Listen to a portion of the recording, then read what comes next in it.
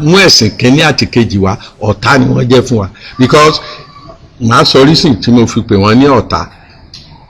Àwọn èèyàn tẹ́ ti ń fìyà jẹ for 500 years tẹ́ tún jẹ gàba lé wọn lórí for 100 years tẹ́sẹ̀ wá free kan nínú wọn pé kán má mú wọn ní ẹrú mọ́ ẹmu sí ọmọ ọ̀dọ̀ ṣùgbọ́n nítorí pé ọmọ yẹn gbé oríire wáyé àwa rẹ̀ ní ràn lọ léèwé ràn nílé ìwé tó tọ́ sí nítorí he was a brilliant guy. pé tí ìmọ̀ ìwé British ò bá wá bí ìmọ̀ ìwé tiwa ò ní develop because they took you to be slaves and you remain slave and you will continue to be slave forever. Ẹ káàbọ̀ sí ìkànnì àṣà Yorùbá TV, ìkànnì tó ń gbé àṣà Yorùbá lárugẹ. Ẹ farabalẹ̀ láti jẹ̀gbádùn àwọn ètò wa lọ́lọ́kan òjọ̀kan. Ẹ like, ẹ comment, kẹ́ sì share àwọn ètò wa. Ẹ ṣé bẹ́ẹ̀ ṣe ń darapọ̀ mọ́ wa.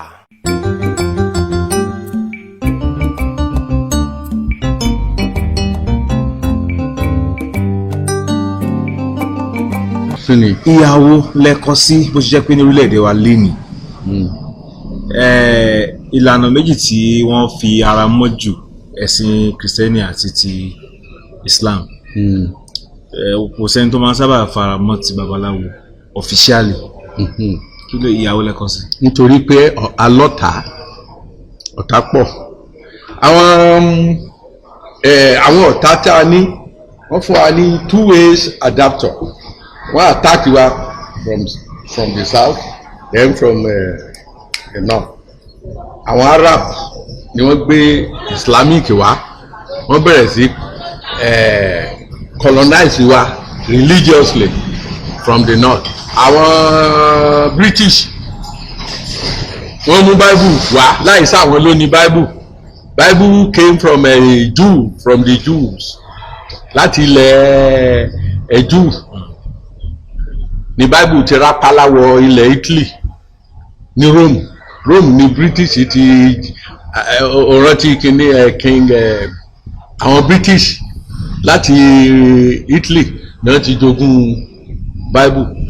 Bible yẹn làwọn wá mú wá bí láti kó wa lọ́bẹ̀ jẹ after tí wọ́n ti kó wa lẹ́rú for 500 years. ṣùgbọ́n ṣé ẹ wò gẹ́gẹ́ bí wait historically òyìnbó wọ́n ní Bible lẹ́gbà tí wọ́n bọ̀ initially wọ́n mú Bible wá wọ́n wá sòwò ẹrú wọ́n dẹ̀ sòwò ẹrú for 500 years lẹ́yìn 500 years náà láwọn stop òwò ẹrú pé àwọn ò fẹ́ kẹ́nìkan ló ẹrú mọ́ náà wá arrest àwọn Portuguese àwọn other regions of the world tó bá tún wábí láti sòwò ẹrú kì í ṣe pé wọ́n ṣe wá lóore àwọn àti America wọ́n rí i pé they've got enough black people to work for to work for them in their fields, either in their farms or in their mining regions. You see, until wọ́n ti rí pé tá a bá pọ̀ jù a lè attack àwọn náà fi stop òwò ẹrú kì í ṣe pé àánú wá ṣe wọ́n. ṣùgbọ́n ṣé ẹ rò wípé wíwá tí wọ́n wá ó ṣe dáadáa ju àìdá lọ.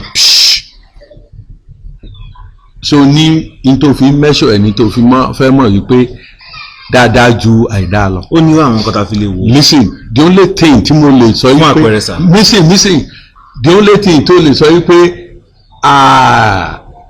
by chance by luck wọ́n educate Àjàyí Crowther directly. Initially wọ́n ní interest láti educate anybody black but nítorí pé Àjàyí Crowther jẹ́ ọmọ tó stubborn with his brilliancy ó lọ́pọlọ ọ̀gá ẹ̀ dẹ̀ like ẹ̀ ó dẹ̀ wá hardworking ó dẹ̀ jáfáfá lọ̀gá ẹ̀ ṣe ní kó lọ kàwé but ó wá surprise ló jẹ́ fún orí pé ọmọ ẹrú ràn lọ elementary òun ló lead wọ́n ràn lọ sí junior high school òun ló lead wọ́n ràn lọ sí senior high school òun ló lead wọ́n wá wò pé ọmọ tó mọ̀wé bí eléyìí kí la lè ní kó lọ kọ́ wọ́n ṣèpàdé lọ́mọ lórí wọn ní kó lọ kọ́ aeronology wọn ní kó lọ kọ́ engineering wọn ní kó lọ kọ́ technology medicine science wọ́n wá ní kó lọ kọ́ history of the Jews ẹ̀kọ́ nípa bíbélì wọ́n wá rán lọ sí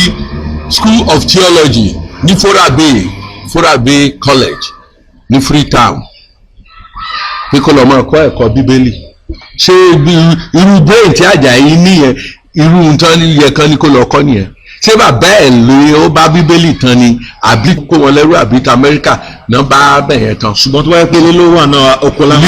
listen tó bá ń dáko ápè rẹ bí àwọn India ṣe wà ń lu wọn tí wọ́n ń dá oko wọn nìyẹn tán sì ń ṣe ìṣègùn wọn. ṣùgbọ́n tí ò bá sí ìmọ̀ ìwé. listen ìmọ̀ ìwé wo oníkálukú lè invent ìmọ̀ ìwé tiẹ̀ ṣé tí ìmọ̀ ìwé British ò bá wá bí ìmọ̀ ìwé tiwa ò ní develop because they took you to be slaves and you remain slave and you will continue to be slave forever.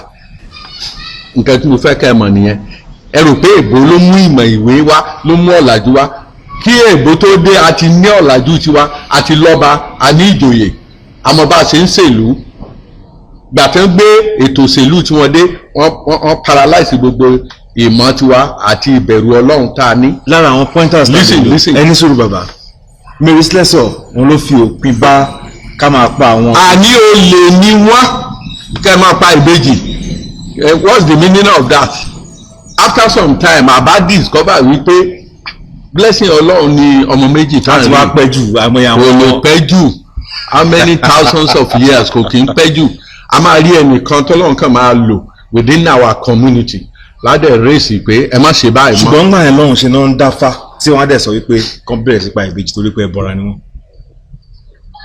ní ìlú ibi tí ò kì í ṣe Nàìjíríà tí ò kì í ṣe Áfíríkà àwọn náà ń gbà tí wọ́n kọ́ ń rí ọmọ méjì mẹ́ta wọ́n kọ́ fíà ni pé ìsọ̀nkọ́fọ̀ so ń gbọ́ Yorùbá mi kì í ṣe Nàìjíríà nìkan ló ti jẹ́ tuntun but wọ́n fún wa ní time now mo sórí àwọn nǹkan tí mò ń sọ questions tó wà ní brain yẹn tí wọ́n fẹ́ put òun ló worry ẹ you are not ready to gain or to listen mo sọ fún ẹ pé àwọn èèyàn colonize wa no wọ́n enslave wa for 500 years ní West Africa Nigeria included then mo dẹ̀ tún wá sọ fún ẹ lẹ́yìn ìgbà yẹn wọ́n colonize wa for another 100 years sáwà lọ́ndà British colony àwọn colonial master 100 plus 500 that's 600 years why are you so happy to credit those rogues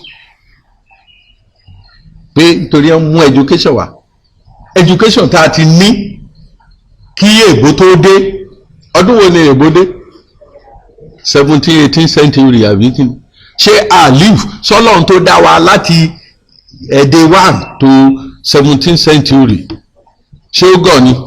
bàbá ní elementary school tí ẹ lọ sí deposition. mo ń bọ̀.